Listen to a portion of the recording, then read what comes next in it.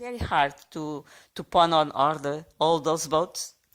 Yes, it is, and it's particularly hard for the young trainees who will be doing a lot of the work to race the ships down from London, from Greenwich, down here to Sinej, and then many will change and race right across the Atlantic to Bermuda, which is about 4 weeks, and then from Bermuda it'll go to Boston and up to Quebec, to Halifax, Nova Scotia, and back to Le Havre. So this is a real challenge for the young people. They will have tough times, heavy weather, light winds, calms to contend with, but the racing is a really important element to it.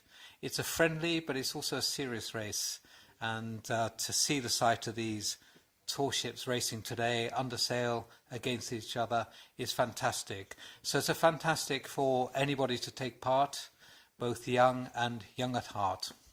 If I have some young people here, what shall I tell them? Okay, come with us. Don't look back.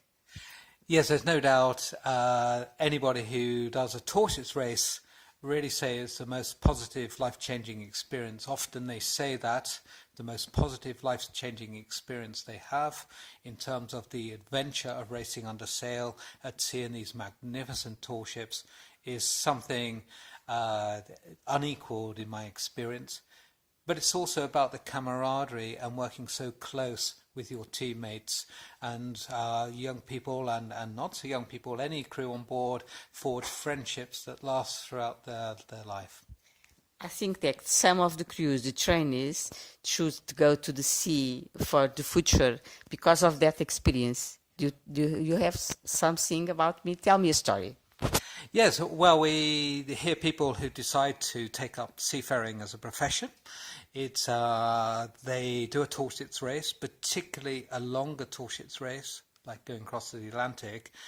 And this is, again, unequal training because most modern cadet training in the merchant marine is in enclosed wheelhouses, bridges, and they don't get the real depth of seamanship experience that racing a tall ship brings. So do you think that Portugal always receive the regattas with and enjoy them, and you have lots of people looking for the boats? Since do you think what is going to happen?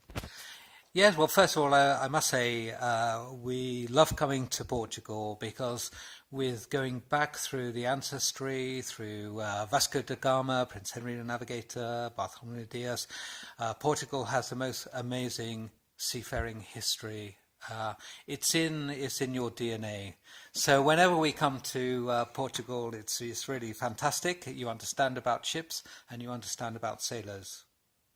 Sinej, of course, is very famous in that, the birthplace of Vasco da Gama, and there's something very special about it. It's a very historic maritime port, and I think we're all very excited about that.